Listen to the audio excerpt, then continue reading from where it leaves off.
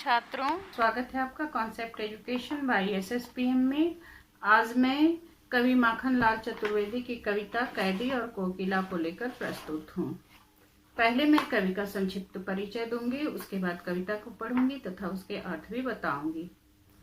कवि माखनलाल चतुर्वेदी का जन्म 4 अप्रैल 1889 में मध्य प्रदेश के होशंगाबाद ग्राम में हुआ था। जब वे 16 वर्ष के थे तभी से उन्होंने शिक्षण का कार्य आरंभ किया था। बाद में उन्होंने अध्यापन कार्य छोड़कर प्रभा पत्रिका का संपादन शुरू कर दिया था।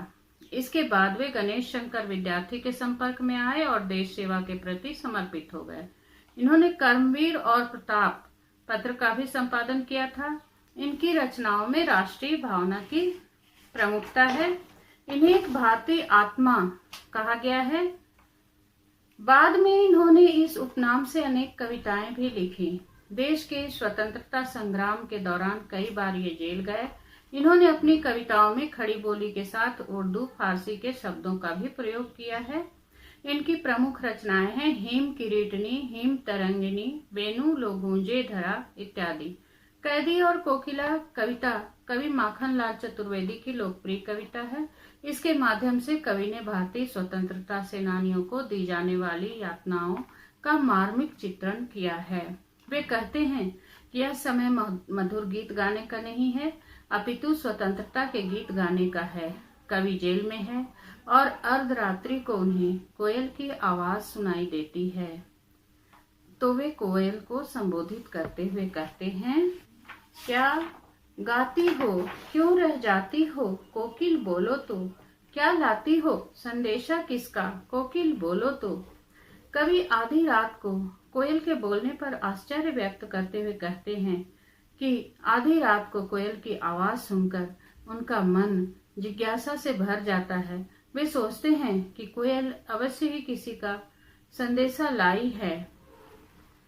आगे वे कहते हैं, ऊंची काली दीवारों के घेरे में, डाकू चोरों बटमारों के डेरे में, जीने को देते नहीं पेट भर खाना, मरने भी देते नहीं तड़प कर रह जाना।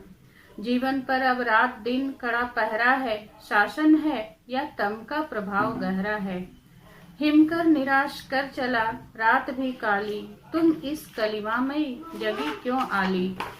उसी समय कवि को अपने साथ होने वाले अत्याचारों एवं अंग्रेजों द्वारा दी जाने वाली कठोर यातनाओं का स्मरण हो आता है और वे कहते हैं कि उन्हें जेल की ऊंची काली दीवारों के घेरे में चोर डाकू आदि के साथ रहना पड़ रहा है। यहाँ उन्हें पेट भर खाना भी नहीं मिलता है, यहाँ मरने पर भी पाबंदी है। ऐसे समय में तड़पना ही उनका भाग्य बन जाता है। उनके जीवन पर भी अंग्रेज शासकों का नियंत्रण है। रात बहुत ही काली है, अर्थात उम्मीद की कोई किरण नजर नहीं आ रही है। कवि कोयल से प्रश्न करता है कि हे आली, इस काली रात में तुम क्यों जगी हो। आगे वे कहते हैं, क्यों हुक पड़ी वेदना बोझ वाली सी, कोकिल बोलो तो, क्या लूटा मृदुल वैभव की रखवाली सी, कोकिल बोलो तो, क्या हुई बावली अर्धरात्रि को चीखी, किस दावानल की ज्वालाएं हैं दिखी, कोकिल बोलो तो। कवि कहते हैं कि तुम्हें क्या दुख है, तुम्हारा क्या लुट गया है, क्या तुम बावली हो गई हो जो आधी रात को चीख रही हो, या तुम्हें किसी जंगल की आग दिखाई पड़ी, कोकिल बोलो तो। आगे वे कहते हैं, क्या देख नहीं सकती जंजीरों का गहना, हथकड़ियां क्यों यह ब्रिटिश राज का गहना, कोल्हू की चरक चू जीवन की तान, हूँ मोट खूब खींचता, लगा पेट पर जुआ, खाली करता हूँ ब्रिटिश अकड़ का कुआं। दिन में करुणा क्यों जगे रुलाने वाली, इसलिए रात में गजब ढा रही आली। इसके बाद कवि कोयल को संबोधित करते हुए कहते हैं कि क्या तुम देख नहीं रही हो कि मैं जंजीरों में जकड़ा हुआ हूँ, मैं इसे हथकड़ियां क्यों कहूँ, ये तो ब्रिटिश राज का गहना है जो मुझे पहनाया गया है। यहाँ पर मुझे कोल्हू चलाना, गिट्टी तोड़ना, मोट खींचना आदि श्रमसाध्य कार्य करवाए जाते हैं। तुम्हारी यह रुलाने वाली करुणा क्यों जगे, इसलिए तुम रात में चीख रही हो। इस शांत समय में तुम अंधकार को बेद कर क्या मधुर विद्रोह के बीज बो रही हो। आगे वे कहते हैं, काली तुम रजनी भी काली, शासन की करनी भी काली, काली लहर कल्पना काली, मेरी काल कोठरी काली, टोपी काली कमली काली, मेरी लौ श्रृंखला काली, पहरे की हूँ कृति की ब्याली, तिस पर है काली ए आली, इस काले संकट सागर पर मरने को मदमाती, अपने चमकीले गीतों को क्यों कर हो तैराती, कोकिल बोलो तो। इसके बाद वे कोयल से अपनी तुलना करते हैं, तुझे मिली हरियाली डाली, मुझे नसीब कोठरी काली, तेरा नभ भर में संचार, मेरा 10 फुट का संसार, तेरे गीत कहावे वाह, रोना भी है मुझे गुनाह, देख विषमता तेरी मेरी, बजा रही तिस पर रणभेरी। कवि कोयल को संबोधित करते कहते हैं कि तुम भी काली हो और ये रात भी काली है, शासन के सभी कार्य भी काले हैं, मेरी काल कोठरी भी काली है और उसकी सोच भी काली है।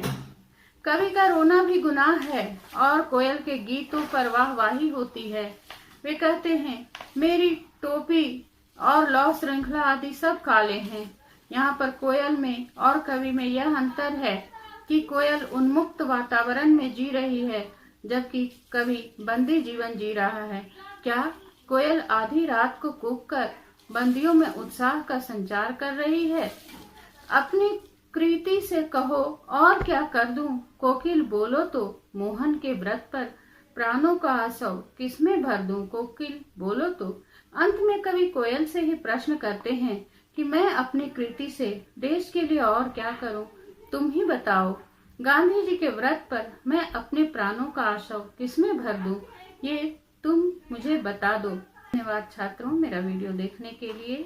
यदि आपको मेरा वीडियो पसंद आता है तो आप इसे लाइक करें, अपने मित्रों के बीच अधिक से अधिक शेयर करें और यदि आप मेरी चैनल पर नए हैं तो इसे सब्सक्राइब करना भी ना भूलें। धन्यवाद।